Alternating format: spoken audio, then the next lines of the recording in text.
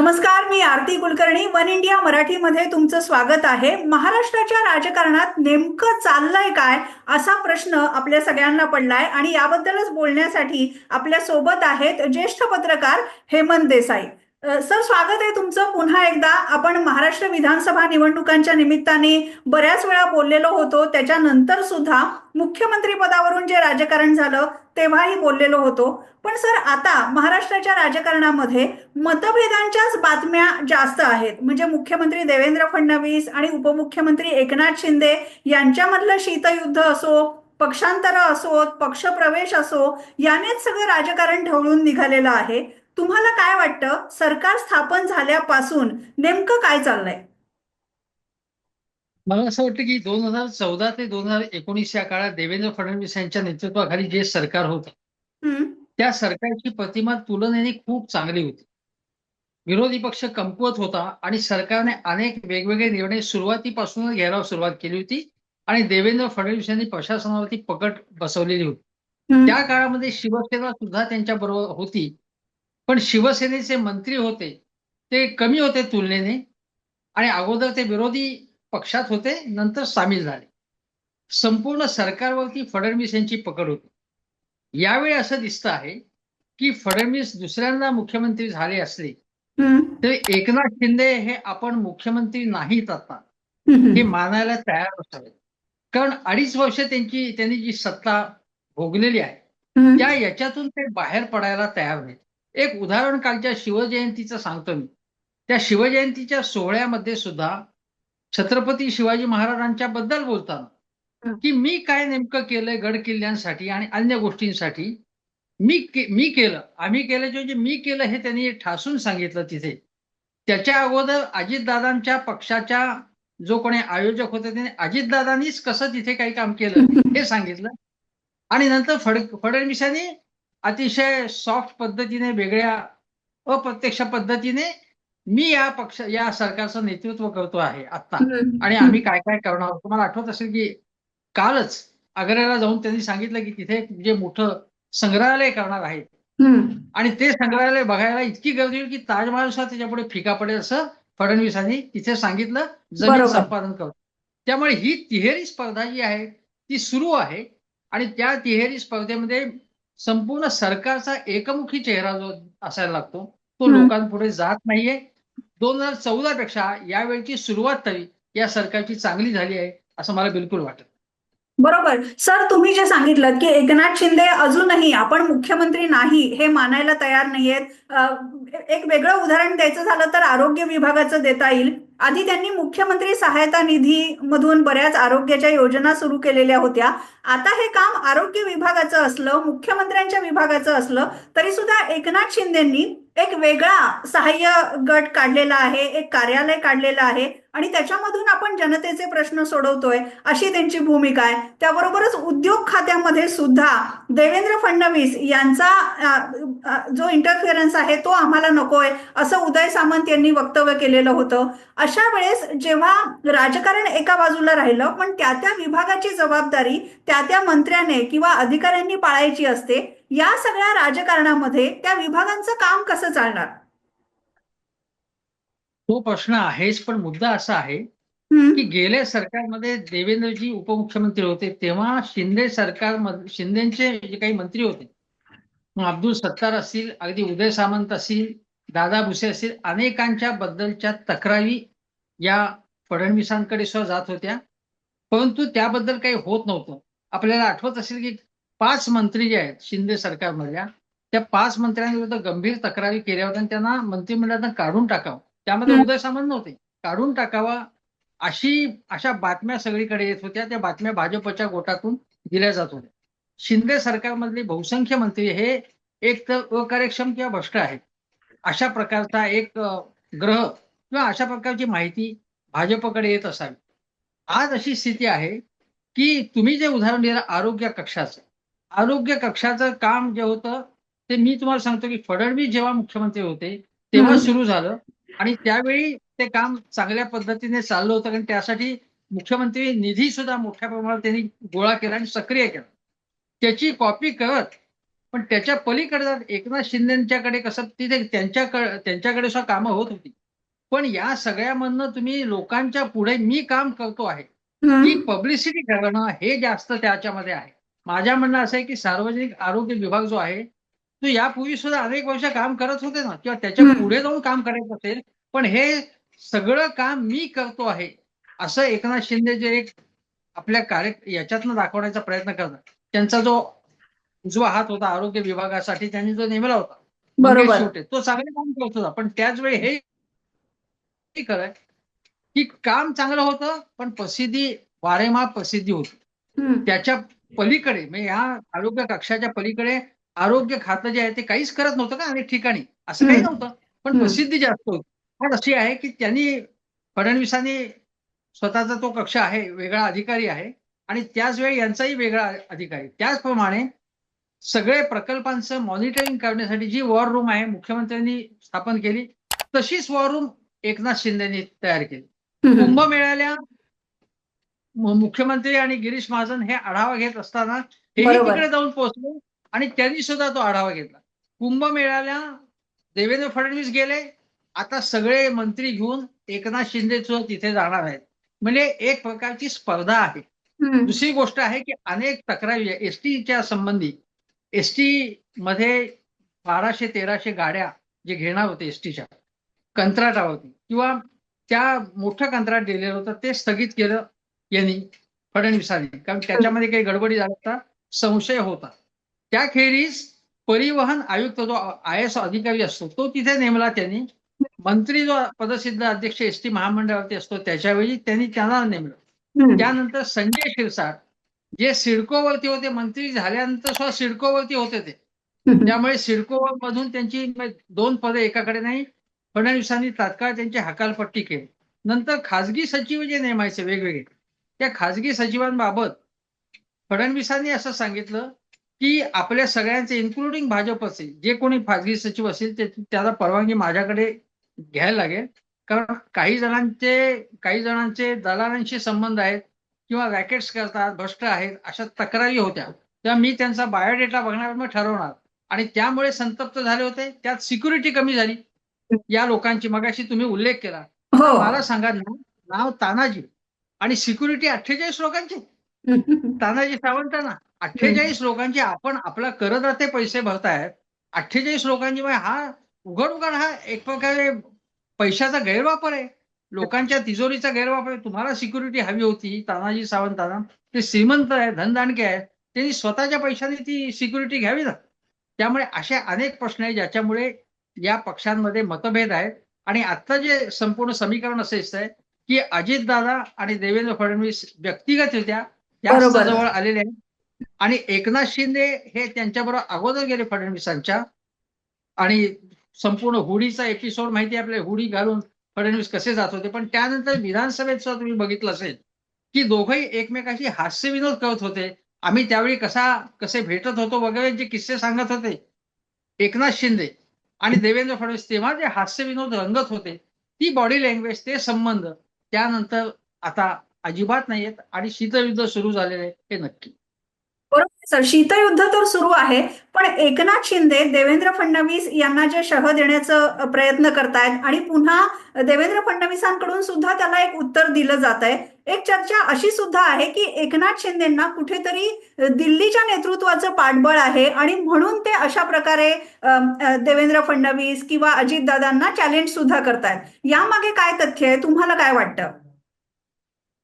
नाही, अगदी बरोबर आहे. तुम्हाला आठवत असेल तर मुख्यमंत्री झाल्यानंतर जेव्हा जेव्हा नरेंद्र मोदी एकनाथ शिंदेकडे त्या कार्यक्रमामध्ये, मेट्रोचं उद्घाटन असेल, पुण्यातला एखादा कार्यक्रम असेल, या सगळ्या कार्यक्रमामध्ये त्यांच्याशी आवर्जून बोलायचे, संवाद, लोकांच्या समोर संवाद साधून आमच्यातले संबंध कसे आहेत. सहकुटुंब सहपरिवार एकनाथ शिंदे दिल्लीमध्ये गेले होते मुख्यमंत्री झाल्यानंतर लगेच. आणि हम्म. त्यानंतर खूप वेळ मोदींनी त्यांच्याबरोबर खर्च केला. आजची गोष्ट सांगतो, आज दिल्लीच्या मुख्यमंत्र्यांना भेटायला हे तिघही जण गेलेले आहेत. त्या तिघा असे ओळीने उभे आहेत, आधी अजितदादा, मग एकनाथ शिंदे, मग देवेंद्र फडणवीस. तेव्हा अजितदादांच्याकडे नुसतं त्यांनी बघितलं, पण एकनाथ शिंदेचा ना जवळ हात किंवा हाताच्या जवळ गेले किंवा हात हातात घेतला आणि हम्म. त्यांच्याशी थोडा वेळ ते बोलले. ते देवेंद्र फडणवीसांच्याकडे बघितलं न बघितल्यासारखं गेले आणि पुढे गेले.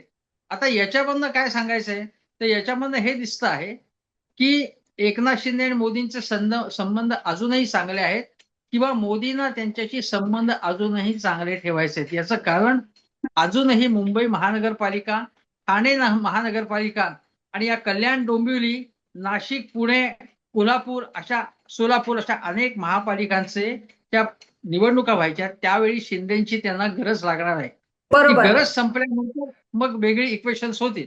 पण शिंदे सतत सांगत असायचे सभांमधनं, मोदीजी मी तुमचा माणूस आहे. आणि नंतर ते असं सांगायचे, जाहीरपणे बोलले, ते असंही म्हणाले की अमित शहाना मी फोन करतो, माझी कामं होतात लगेच. उद्धव ठाकरे फोनही करणार नाहीत, पाठपुरावा करणार नाही, तर कामं कशी होतील? माझा त्यांचा संबंध चांगला आहे. म्हणजे यांनी असा प्रयत्न केला मुद्दामून सांगायचा की मला देवेंद्र फडणवीसांची गरज नाही, मधल्या माणसाची. माझा थेट संबंध आहे आणि आता मी मुख्यमंत्री आहे. मला फडणवीसांची गरजच अजिबात नाही. मी माझ्या पक्षाचा प्रमुख आहे. फडणवीस हे त्यांच्या पक्षाचे प्रमुख नाही, मी माझ्या पक्षाचा प्रमुख आहे. फडणवीस इथे या राज्यामधले एक त्यांचे नेते आहेत. हा बरं. जो भाग आहे याच्यामधून आणि एक कॉन्फिडन्स सुद्धा आलेला आहे एकनाथ शिंदेना.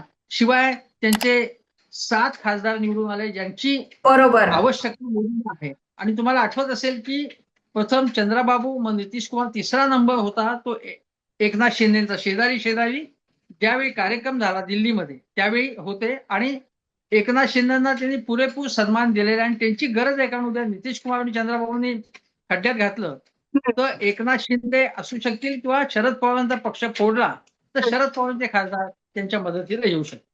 बरोबर. सर, हा तर प्रयत्न आहेच की शरद पवारांच्या राष्ट्रवादी काँग्रेसचे खासदार आपल्याकडे ओढून घेणं. त्याबरोबरच एकनाथ शिंदेकडे किती खासदार आहेत त्याचा सुद्धा तुम्ही उल्लेख केलात. आणि एकनाथ शिंदेचं दुसरी जी मोहीम आहे महाराष्ट्रामधली ती आहे ऑपरेशन टायगर. म्हणजे उद्धव ठाकरेंच्या शिवसेनेतले आमदार किंवा कार्यकर्ते, पदाधिकारी या सगळ्यांना आपल्याकडे ओढून घेणं आणि त्यासाठी एकनाथ शिंदे पूर्ण राज्याचा दौरा करतायत. तुम्हाला काय वाटतं, एकनाथ शिंदेची ही मोहीम सुद्धा यशस्वी होईल का आणि उद्धव ठाकरेंचं बळ पूर्णपणे निकामी करण्यामध्ये त्यांना यश येईल का? मला असं वाटतं की एकनाथ शिंदेवरती प्रेशर सुद्धा खूप आहे केंद्र सरकारचं, हम्म. की जर जास्त तुम्ही म्हणजे मुख्यतः खासदार त्यांना हवेत अजून. हम्म. त्यामुळे 9 खासदार आहेत उद्धव ठाकरेंचे, ते खासदार जर फोडता आले तर हवे. इथे आमदारांची तशी त्यांना गरज नाही.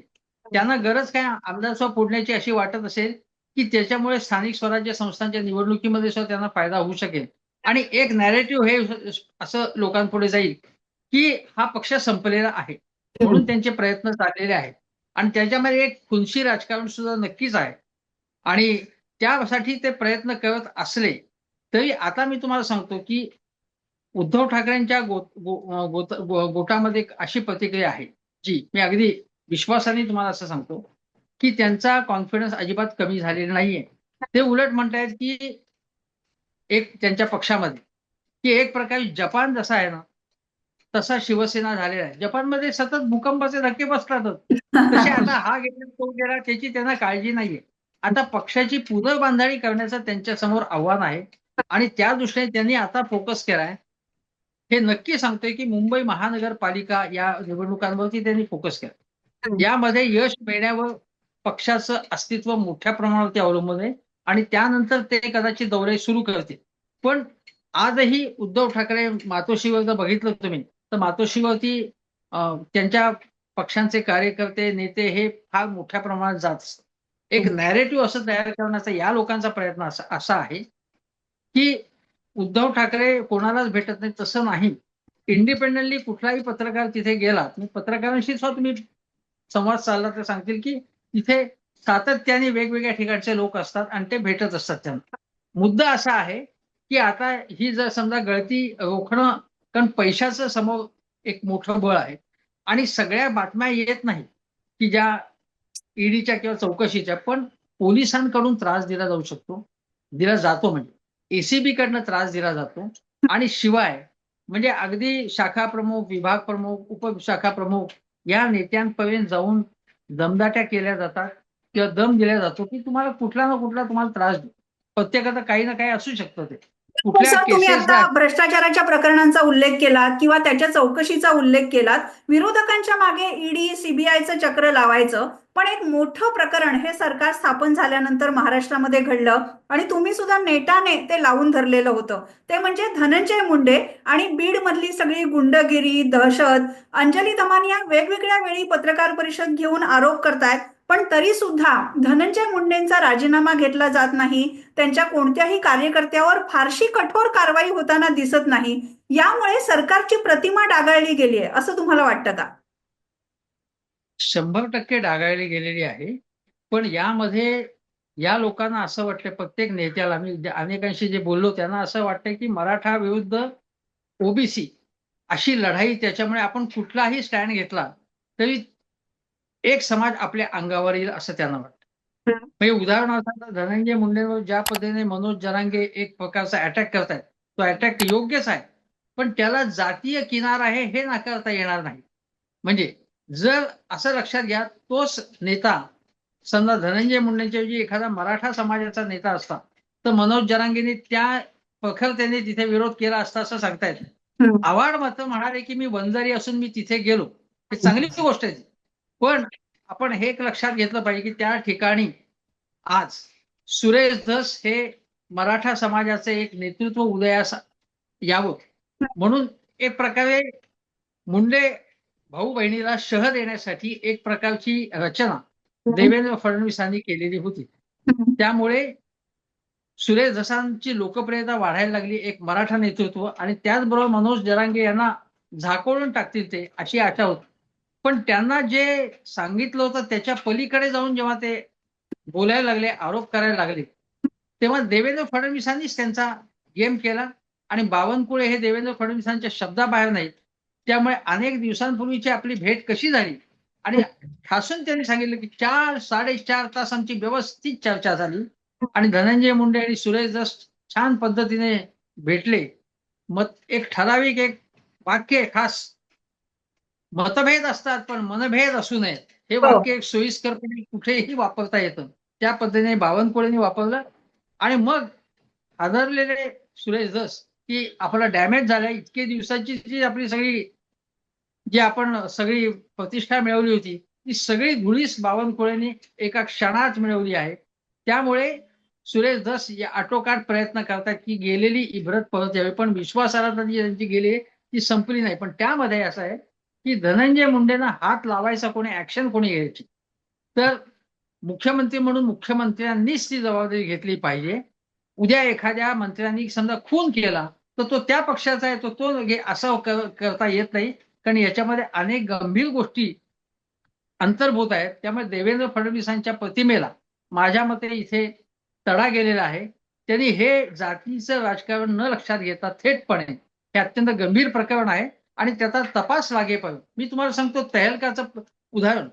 तेहलकानी जेव्हा भ्रष्टाचार उघडकीस आणला, बंगारू लष्कराने राजीनामा दिला, संरक्षण घोटाळा काढला, तेव्हा संरक्षण मंत्री जॉर्ज फर्नांडिस होते, त्यांनी राजीनामा दिला. बरोबर. भाजप खालचं सरकार होतं. आणि असंख्य उदाहरणं देता येतील की नैतिकतेच्या कारणावरून की हा मंत्री जर असेल, जसं आपण म्हणतो की जामिनावरती का सोडत नाही कधी कधी कोर्ट, की तो तिथे प्रेशर आणू शकतो म्हणून. आज संपूर्ण पोलीस आणि प्रशासनावरती धनंजय मुंडेचं नियंत्रण आहे. त्यामुळे मुंडेंना पूर्ण चौकशी होईपर्यंत हटवण्याची गरज होती. ते न हटवून या सरकारची प्रतिमा जी आहे, भारतीय जनता पक्ष स्वच्छ प्रशासन, नैतिकता, चारित्र्य संपन्नता हे म्हणतो आणि त्या पक्षाची म्हणजे हे नेतृत्व भाजपकडे आहे, म्हणून त्यांची जबाबदारी अधिक आहे, अजितदादांची आहे. त्यामुळे या सरकारची प्रतिमा धुळीस मिळालेली आहे आणि सुरुवातच वाईट झाली आहे सरकारची, असं स्पष्टपणे मला सांगावंसं वाटतं. बरोबर सर, सुरुवातच वाईट झाली. अजूनही संतोष देशमुखांच्या कुटुंबियांना योग्य तो न्याय मिळालेला नाही. बीडमध्ये अनेक गुन्हे जे दाखल झालेले आहेत ते सुद्धा पूर्णपणे तडीला गेलेले नाहीयेत. पण सर, जसं आपण एकनाथ शिंदेबद्दल बोललो तसं अजितदादांबद्दल पण थोडंसं बोलूया की धनंजय मुंडेंच्या प्रकरणामध्ये अजित पवार आणि मुख्यमंत्री देवेंद्र फडणवीस यांनी धनंजय मुंडेंची पूर्णपणे पाठराखण केली आणि हे सरकार योग्य ती कारवाई का करत नाहीये असा प्रश्न विचारला गेला. अजितदादांना भाजप एवढं का सांभाळू नये? अजितदादांना भाजप सांभाळण्याचं कारण असण्यापेक्षा मला असं वाटतं की याच्यामध्ये एक उदाहरण सांगायचं की संजय राठोड यांच्यावरती जेव्हा फडणवीस आरोप करत होते, उद्धवजींनी त्यांच्यावरती ताबडतोब कारवाई केली होती. ही म्हणजे ते नैतिकता त्याच्यामध्ये होतीच ना.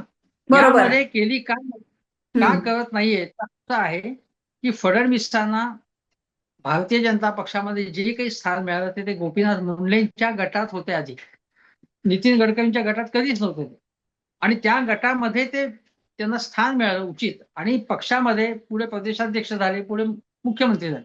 पण प्रदेशाध्यक्ष होईपर्यंत त्यांचा जो प्रवास होता त्यामध्ये धनंजय मुंडेंशी त्यांचा संबंध आला, दोस्ती झाली. कारण हे दोघेही विद्यार्थी नेते होते. धनंजय मुंडे आणि फडणवीस त्यांची जवळीक होती. धनंजय मुंडे भाजपतच होते ना. आणि त्याच्यामुळे मुंडेंच्या जवळ गेले गोपीनाथ मुंडेंच्या. त्यामुळे त्यांना त्यांच्यावरती ऍक्शन घेणं, कारण गोपीनाथ मुंडेंच्याकडे जेवणं, त्यांच्याकडे तिथेच मुक्काम ठोकणं, जवळीक आहे सर्व प्रकारची, ज्याला म्हणतो की एक कौटुंबिक संबंध असल्यासारखा त्यांचा निर्माण झाला होता. ते एक त्यामध्ये त्यांची जी जवळीक आहे ती एक त्रासदायक आहे. दुसरी गोष्ट अशी की अजितदादांबद्दल, अजितदादा आणि धनंजय मुंडे, तुम्हाला आठवत असेल तर धनंजय मुंडे जेव्हा अजितदादांनी पहाटेचा नव्हे सकाळी 7चा शपथविधीमध्ये हम्म. घेतला, हम्म. पहाटेचा म्हटलेलं त्यांना आवडत नाही. त्या शपथविधीच्या वेळी ही सगळ्यांना फोनाफोनी करणं, हे सगळं धनंजय मुंडेंच्या बंगल्यावरून चालू होतं. हम्म. आणि ते म्हणाले की मी जेव्हा परत आले बाकी एक जण आमदार, तेव्हा धनंजय मुंडे यशवंतराव चव्हाण प्रतिष्ठानमध्ये आले आणि ते म्हणाले मी झोपलो होतो, हो. मोबाईल बंद होता, मला काही माहितीच नाही म्हणून. असा हा नटसम्राट माणूस आहे. आणि त्यांचे आणि अजितदादा यांचे संबंध हे वेगवेगळ्या उद्योगामध्ये हम्म. दोघंही सामील आहेत. दोघांनाही एकमेकांचं काय काय सगळं माहिती आहे. आणि त्यामुळे जर धनंजय मुंडे यांच्यावर ऍक्शन घेतली तर एक असं आहे की अजितदादांचा पक्ष हा मराठा समाजाचा पक्ष म्हणून ओळखला जातो, त्यांचं प्रतिनिधित्व करणारा. असं असता कामा नये, पण असं शाहू फुले आंबेडकर म्हणत असले तरी तो बरोबर. मराठा. आणि छगन भुजबळांवरती अगोदरच ऍक्शन घेतली, म्हणजे ओबीसी त्यांच्यामुळे चिडलेत असं आपण समजूया. कारण ओबीसीचे काही खास नेते असतात त्यांच्या जवळचे, ते लगेच सांगतात की भुजबळांवरती अन्याय झालाय, धनंजय मुंडेंवरती अन्याय झालाय. ते एखादा बाईट देतात फक्त, पण ते त्यांनी सांभाळलेले असे ओबीसी नेते असतात.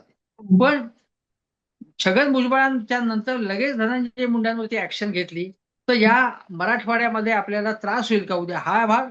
आणि शिवाय उद्या धनंजय मुंडे काय काय बोलले, काय काय त्यांनी सांगितलं. कारण मध्यंतरी एक त्यांनी असाच गौप्यस्फोट केला होता या पहाटेच्या शपथविधीच्या संदर्भात. त्यांनी काहीतरी सांगितलं होतं की मी हे करू नका सांगत होतो, असं माझं म्हणणं होतं. असं धनंजय मुंडे म्हणाले होते.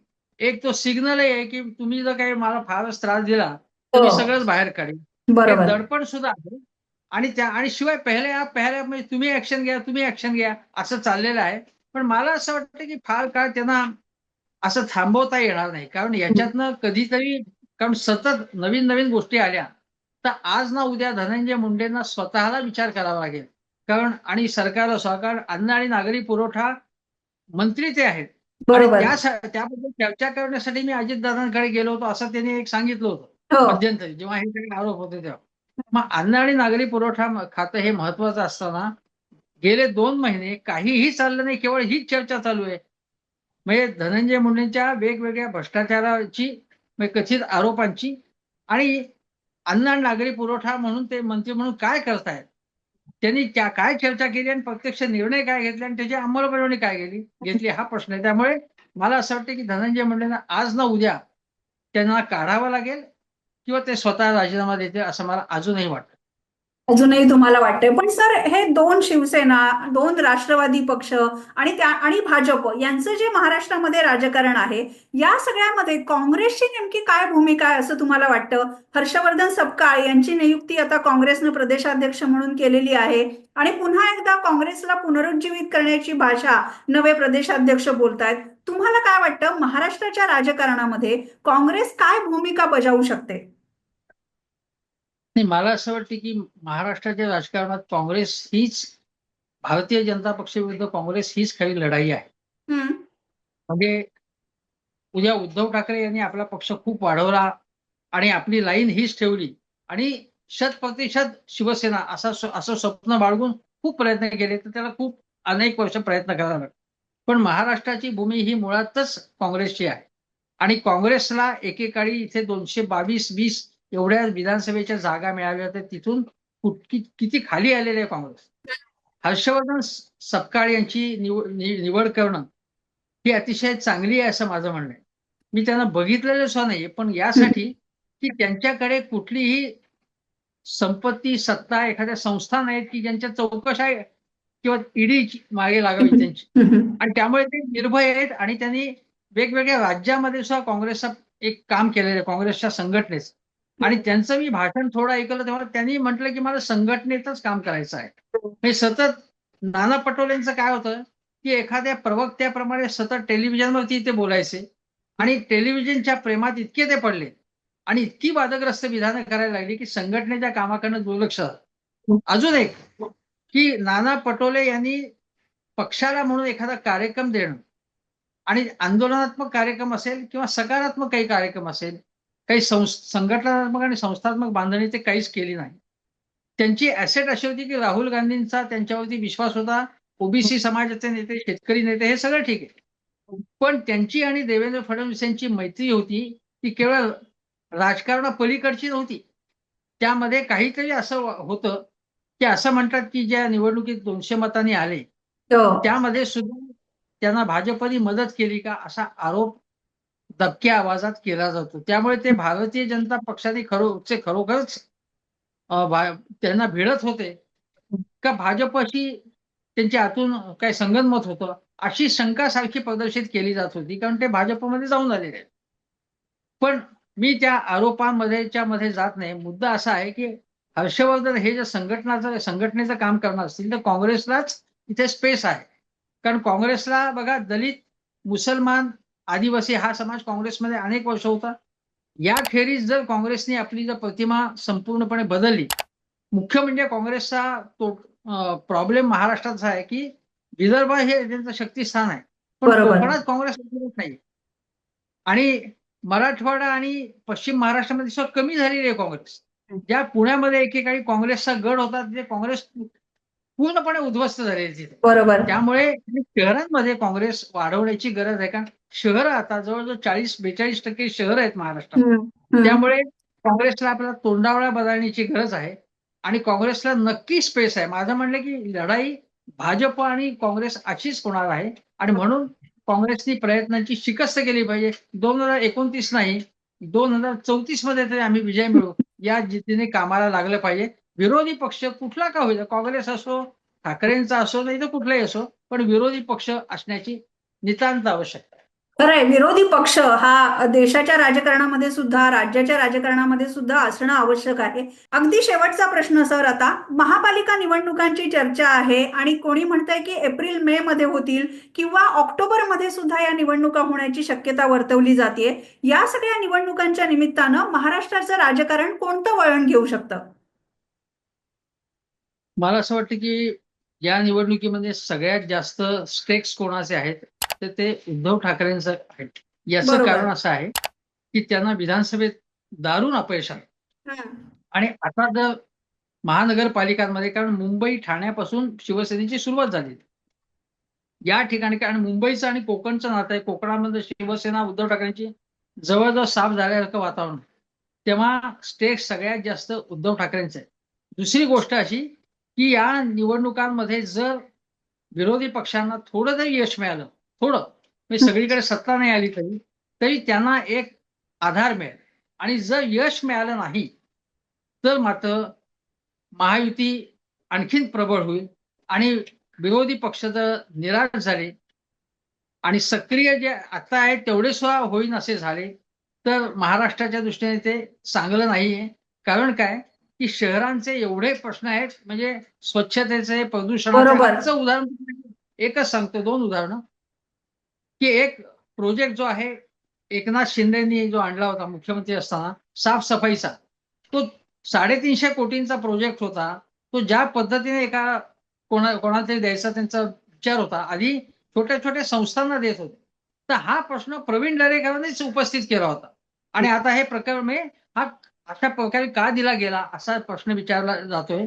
त्याचप्रमाणे दुसरा एक प्रकल्प जो संतोष बांगर यांच्या ठिकाणी काही ते 800-900 कोटींचा एक प्रकल्प आहे जिथे पाण्याची व्यवस्था नाही. अशा अनेक निर्णय जे आहेत ते संशयास्पद घेतले जात आहेत. धारावी सारख्या ठिकाणी गौतम अदानींचं काम केलं जात आहे. स्मार्ट मीटर सारखा अदानींच्यासाठी त्यांच्यासमोर लोटांगण घालून स्मार्ट मीटर सारखा प्रकल्प हा हाती घेतला जातो आहे. तारापूर प्रकल्पाला परवा गौतम अदानींनी भेट दिली. म्हणजे इथे उद्योगपतींचे संबंध नक्कीच जास्त सुरक्षित राहतील असं बघितलं जात आहे आणि सामान्य शहरवासियांच्या प्रश्नांकडे दुर्लक्ष केलं जात आहे.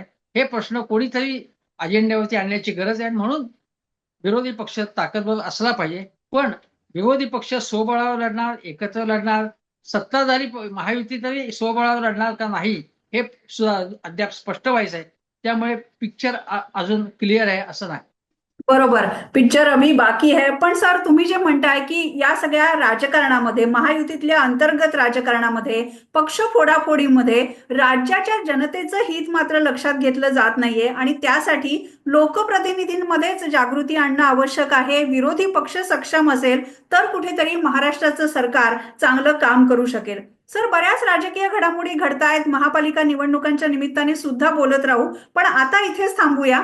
तुम्हाला काय वाटतं महाराष्ट्रामध्ये आलेलं महायुतीचं सरकार जे आहे ते चांगलं काम करतंय की नाही? या सरकारकडून तुमची काय अपेक्षा आहे आणि आत्ताच्या सगळ्या राजकारणाबद्दल तुमचं काय मत आहे? कमेंटमध्ये नक्की नोंदवायला विसरू नका आणि वन इंडिया मराठी हे चॅनेल लाईक करा, शेअर करा, सबस्क्राईब सुद्धा करा.